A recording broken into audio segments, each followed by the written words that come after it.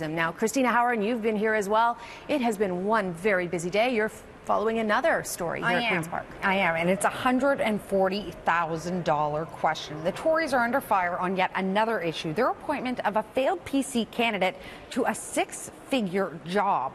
They're getting under fire today for posting the failed Conservative candidate has now become the head of EQAO, and that's the organization that administers standardized tests across Ontario. Here we have a failed candidate that didn't get elected in the election, and he's just been given a ticket to the Ford gravy train. I mean, let's face it, Mr. Ford keeps giving these tickets to his gravy train. The latest one is a failed candidate from the last election. If the government had its priorities right, any extra dollars wouldn't be going to Ford's friends and insiders so that he can manipulate the decisions that they make in the future, but rather should be going to children. The appointment of Cameron Montgomery, who holds a PhD in educational psychology, comes after years of declining math scores in Ontario's schools. After 15 years of mismanagement and plummeting math scores under Kathleen's watch, and quite frankly, her ideology, we have seen students they were failing students, I'll put it that way.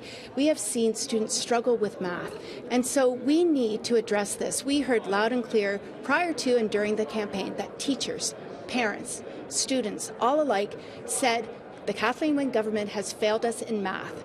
Ford campaigned on a promise to improve students' math skills, but a report released last spring recommended that Ontario scrap standardized testing for third graders and phase out the grade 9 math and grade 10 literacy tests, both of which are currently needed to earn a high school diploma.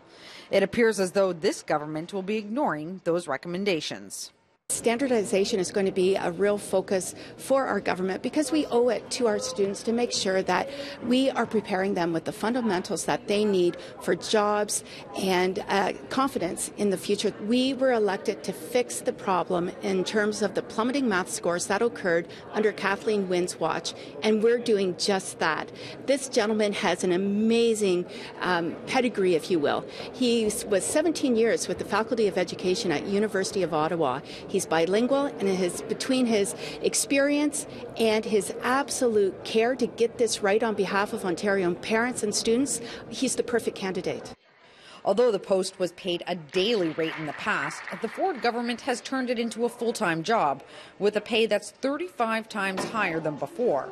Thompson says the test of the job will be if math scores improve, but she wouldn't give a specific timeline on when the merits of the role will be judged. The point is the government's got its priorities wrong. If it's somebody that Mr. Ford wants to do a favor for, somebody who he wants to call on for favors in the future, well, the bank is wide open, the public purse is wide open for those folks. If it's parents struggling to find the supports that they need for their autism or their children with autism, to try to help those kids be able to connect with their parents and with the rest of the world, well, those people just are not a priority for the Premier.